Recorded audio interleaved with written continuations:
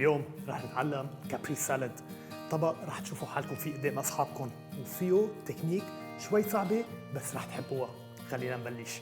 وهلا لنبلش بصوص البلسميك الهينة. نفتح مرتبين مثل هيدا، بنحط 25 جرام من البلسميك و25 جرام من زيت الزيتون.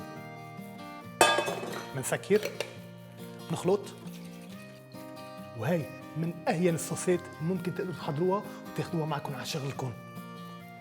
نفتح، بنحط رشة ملح صغيرة، كمان بنسكر خلطة صغيرة، بنرجع بننقلها على سكويز باتل مثل ما هي، بنسكر، من بعدها بندورة بنقص أول شي الراس، بنرجع بنقصهم تقريبا ترانشات نص سنتي.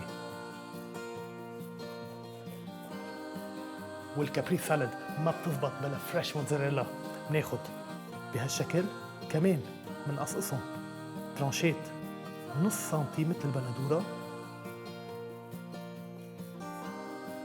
وهلا للبارت اللي حيسليكم كتير، بدنا نشتغل على تكنيك اسمها ريفرس سفيريفيكيشن، اللي هي بنستعمل الاجر اجر اللي هو معمول من النبات، وشغلته لحتى يحول السائل لجل.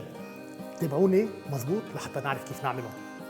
بنبلش بندورة بنقصها بالنص، بنكون حاضرين مصفاية حدنا، بنبلش نعصر البندورة، بدنا كل العصر يطلع منها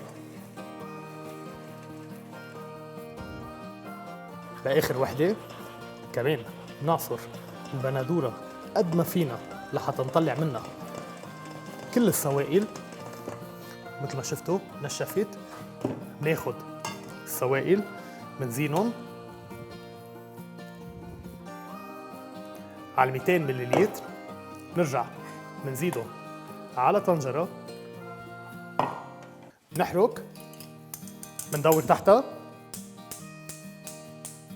كمان نرجع بنزيد الأجر أجر، بنوزعها مظبوط فوق السائل، نخلط نرجع مظبوط، نار قوية، بدنا نوصلها لدرجة الغليان، نرجع نطفيها لتنزل ل 60 درجة قبل ما نبلش الشغل تبعنا.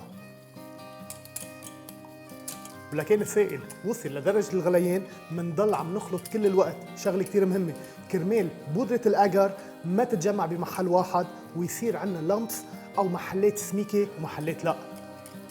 الخليط لازم يوصل تقريبا قبل الغليان بين ال 85 درجة وال 95. كتير مهم ما نعلى كتير بالحرارة وخليها تغلي كتير، لأنه بيقتل من مفعول البودرة اللي حطيناها اللي هي الأجر. وشغلة تانية بدنا نتأكد إنه على هالحرارة بدها تضل تقريبا بحدود الدقيقتين لثلاثة لحتى نأكد إنه هالبودرة خلطت ودابت بقلب المزيج. وبعد دقيقتين بنطفي تحتها وبننطرها تقريبا كمان 3 ل 4 دقائق لحتى توصل حرارتها ل 60 درجة. زيت نباتي حاطينه كباية طويلة بالفريزر لمدة ساعة. الهدف إنه هيدا السائل اللي حاطين فيه الأجر هلا عم بيتحول على جل، هو عم بيبرد، بس نحن ما بدنا ننطره، بدنا نحطه بهالزيت البارد كرمال يتحول لكافيار، كافيار من البندورة. وهيدي الطريقة فيكم تستعملوها لحيلا سائل انتم بتريدوه، من فواكه لخضرة لغيره. خلينا نشوف كيف. بإبرة بناخد شوي من هالعصير البندورة، نرجع على زيت مننقط نقطة نقطة،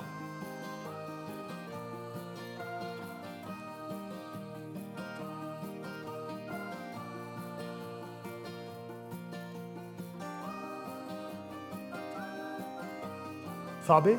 مش لازم، بس إذا بتتبعوا التعليمات مثل ما عم بقلكم تزبط معكم. هلا بنبرم شوي هالجيل اللي جوا،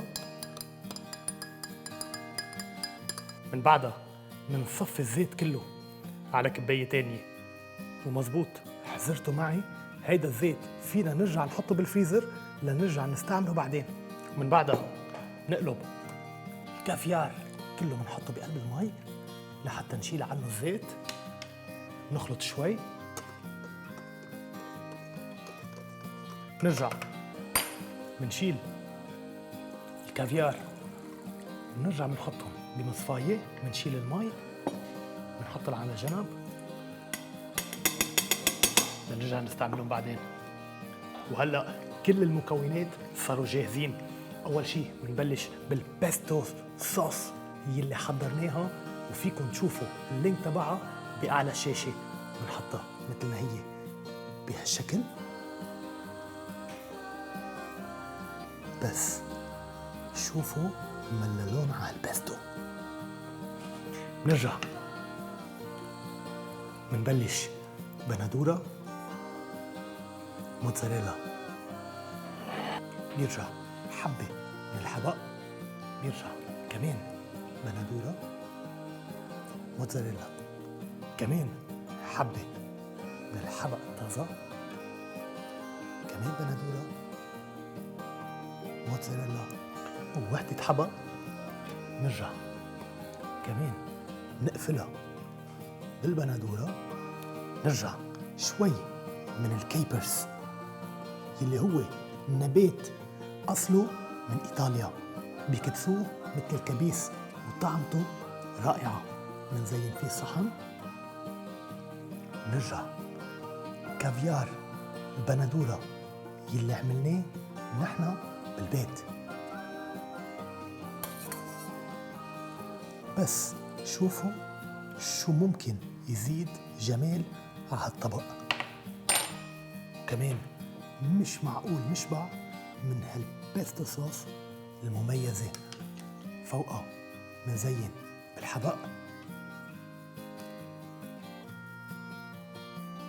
بنرجع صوص البلسميك الرائعة كلها حواليها، وشوي من زيت الزيتون كمان فوقها كلها. منزينها بعشبة الدل بهيدا الشكل. بس شوفوا هالألوان وشوفوا ملا طبق.